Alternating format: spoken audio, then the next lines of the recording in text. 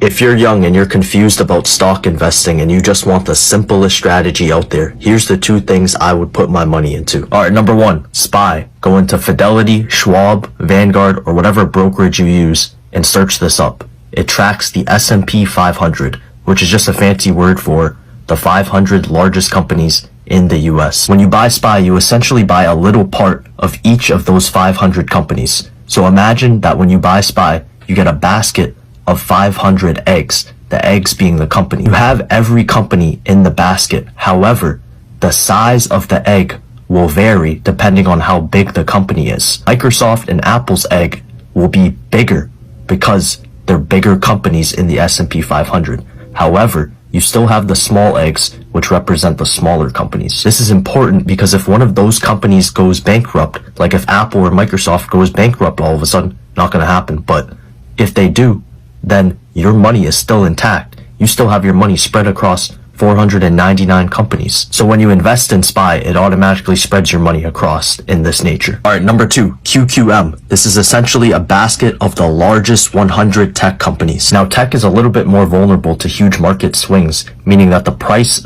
of QQM will go up and down rapidly throughout the years. However, if you believe that tech will be here in 15 to 20 years and be better, then it's okay to invest in this because over the long term, it will go up. If you're young and you want to take more risks, then put your money in QQM. If you're under the age of 50, then you should be okay with the market going up and down for the next 15 to 20 years. If you want to take less risks, then put most of your money into SPY, which is generally more stable. Don't buy huge amounts of these things all at once. Buy a little bit each week. Some weeks the price might be high, some weeks the price might be low. But over the long term, it should average out. Remember, it's going to take a while for your money to grow, but over the long term, it will. So start building up this muscle now. This is just what I'm doing. You have to make your own investment decisions. See you at the top.